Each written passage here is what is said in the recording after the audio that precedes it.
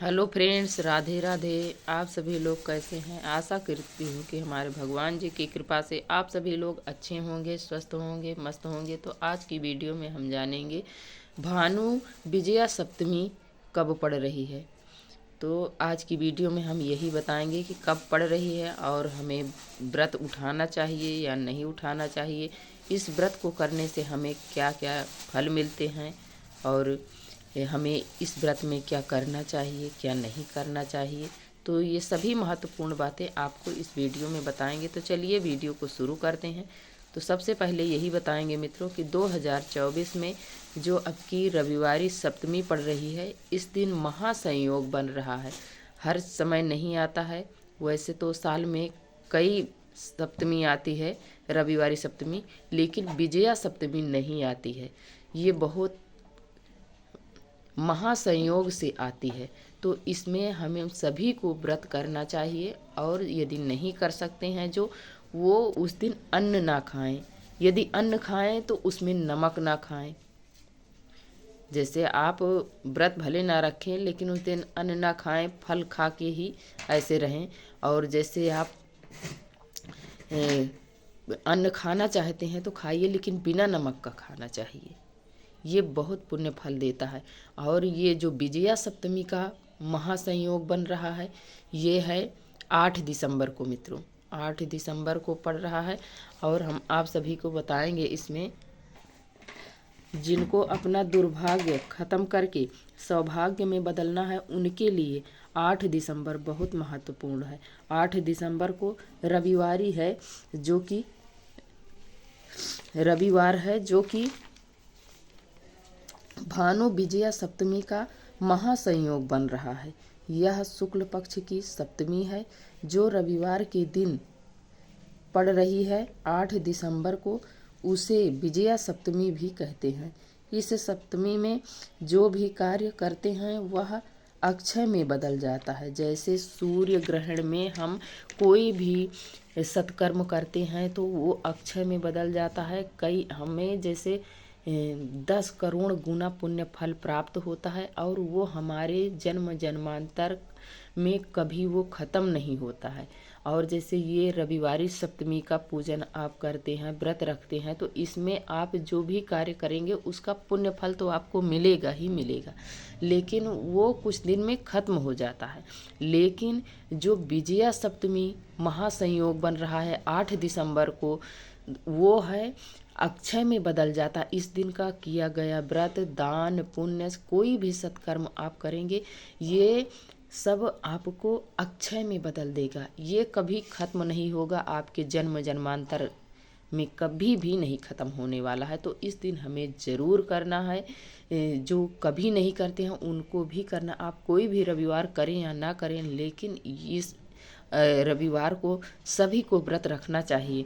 ग्रहण में, जैसे सूर्य ग्रहण में किए गए पुनीत कार्य अक्षय में बदल जाते हैं, और यह शास्त्रों में वर्णन आता है कि सूर्य ग्रहण में किए गए कार्य 10 करोड़ गुना बढ़कर पुण्य फल देता है। उसी प्रकार विजया सप्तमी का भी किया गया 10 करोड़ गुना बढ़कर पुण्य फल देता है। वैसे तो विजया सप्तमी का महासंयोग जल्दी नहीं बनता है, लेकिन वहीं रविवारी सप्तमी आती रहती है।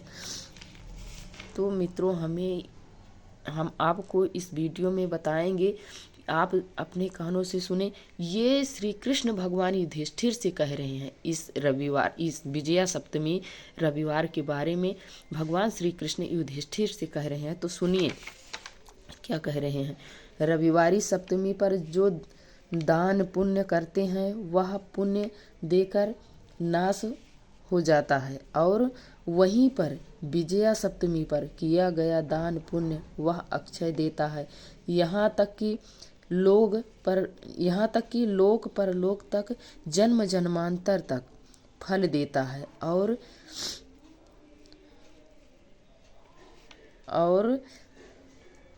और इसका मतलब है कि इस दिन आप जो भी सत्कर्म करेंगे, स्नान दान, जो कि सूर्योदय से यदि पहले हो सके तो नदी, तालाब, सरोवर यदि है तो उसमें स्नान करें।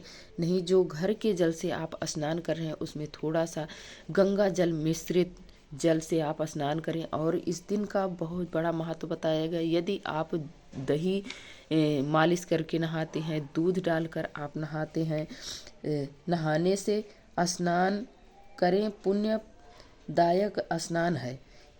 इसमें यदि आप दही दूध डालकर स्नान करते हैं तो ये बहुत पुण्यदायक स्नान माना जाता है। और ये जब भी नहाएं, हो सके तो सुबह भोर में स्नान करना चाहिए। सुबह भोर का स्नान किया गया हमें कई गुना बढ़कर पुण्य फल देता है। और बिल्कुल यही बात भविष्यवाणी भगवान श्री कृष्ण ने युधिष्ठिर को बता रहे हैं इस दिन। अब यहाँ पर आप बहुत ध्यान से सुनिए। भगवान श्री कृष्ण युधिष्ठिर से बता रहे हैं इस दिन उपवास कर दूसरे दिन भोजन करनी चाहिए। इस दिन मतलब विजया सप्तमी के दिन हमें उपवास रखना चाहिए और दूसरे दिन भोजन करनी चाहिए। इसकी महिमा भगवान श्री कृष्ण स्वयं अपने मुख से गा रहे हैं। तो कितनी सुंदर तिथि है। यदि कोई व्रत नहीं रख सकता है तो उसको बिना नमक के भोजन करना चाहिए। तो देख लीजिए, भगवान भी बता रहे हैं। तो इसका फल भगवान बता रहे हैं, रोगी रोग से मुक्त हो जाता है, दरिद्र लक्ष्मी प्राप्त करता है, पुत्रहीन पुत्र प्राप्त करता है तथा विद्यार्थी विद्या प्राप्त करता है। यह भगवान खुद अपने मुख से बता रहे हैं। तो इसका इतना बड़ा पुण्य फल है मित्रों, हमें ज़रूर करना चाहिए सूर्य भगवान की पूजा, जो कि अब की 2024 में मार्गशीर्ष माह के शुक्ल पक्ष में भानु विजया सप्तमी के नाम से जाना जाता है। तो ये पड़ रही है 8 दिसंबर को। हमें ज़रूर करना चाहिए हम सभी को। और पूजन में हम बहुत ही सरल तरीके से सूर्य भगवान की पूजा की जाती है। यदि आपके पास आपके छत से, आंगन से, आप खुले में कहीं भी कर सकते हैं, जहां आपको अच्छा लगे। छत पे या आंगन से आप पूजा करें जहां से आपको सूर्य भगवान दिख रहे हो। तो आप वहां पर लाल रंग का एक पहले फर्श पे आप थोड़ा गंगा जल डालकर साफ कर लें। तो देख सकते हैं ये हमने यहाँ पर गंगा जल ले रखा है। यहाँ पर हमने अच्छे से साफ कर लिया। गंगा जल से साफ करने के बाद लाल रंग का स्वास्तिक बनाए, पूर्ण स्वास्तिक बनाकर देख सकते हैं हमने यहाँ पर बनाया है।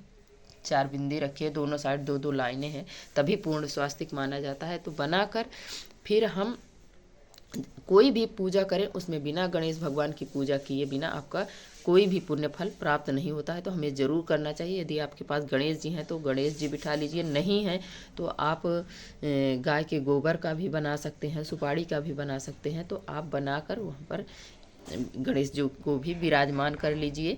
तो हमारे पास थे तो हमने पुष्प का आसन देकर गणेश भगवान को विराजमान कर लिया। फिर इसके बाद फिर हम सभी को एक लोटे में जल लेंगे और सभी को भाव रूप से स्नान करवाएंगे। तो हमने यहाँ पर सूर्य भगवान के लिए यहाँ पर सूर्य भगवान को विराजमान किया है।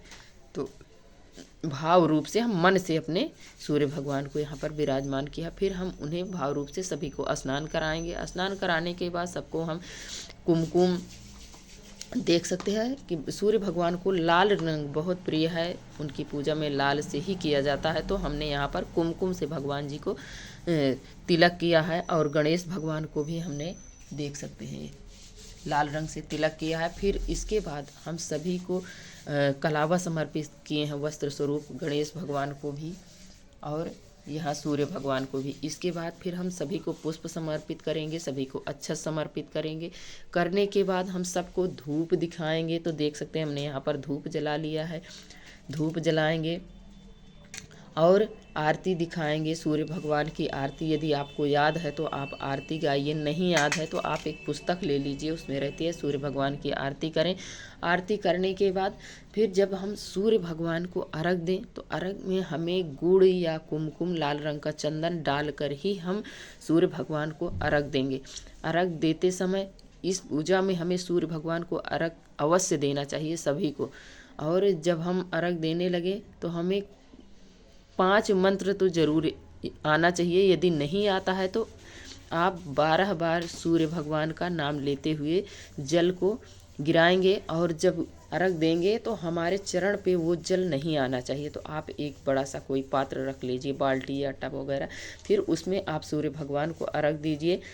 तो आपको जैसे दिख रहे हैं जिस दिशा में हो भगवान, उसी तरफ मुख करके भगवान को पूरा हाथ ऊपर की तरफ उठाकर और जल देना है। जल देते समय यदि आपको मंत्र आता है तो मंत्र बोलिए, नहीं आता है तो ओम सूर्याय नमः, ओम सूर्याय नमः, ओम सूर्याय नमः, इस प्रकार आप मंत्र जपें।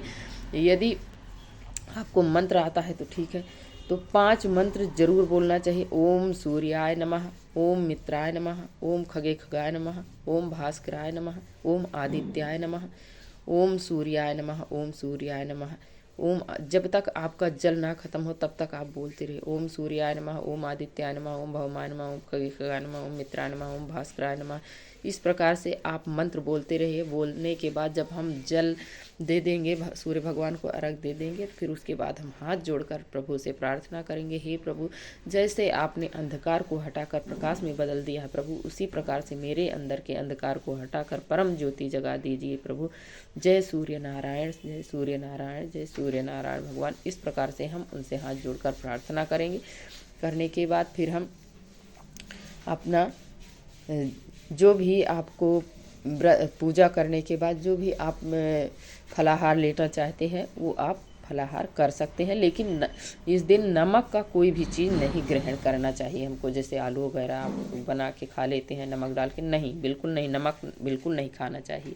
इस प्रकार से सूर्य भगवान की पूजा की जाती है मित्रों। तो आशा करती हूँ कि आप सभी को ये वीडियो अच्छी लगी होगी, और यदि थोड़ी भी अच्छी लगे तो हमें लाइक सब्सक्राइब करना ना भूलें, और प्यारा सा कमेंट लिखकर हमें ज़रूर बताएं कि ये वीडियो आप सभी को कैसी लगी। और वीडियो देखने के लिए आप सभी को बहुत बहुत धन्यवाद मित्रों। राधे राधे, जय श्री कृष्ण।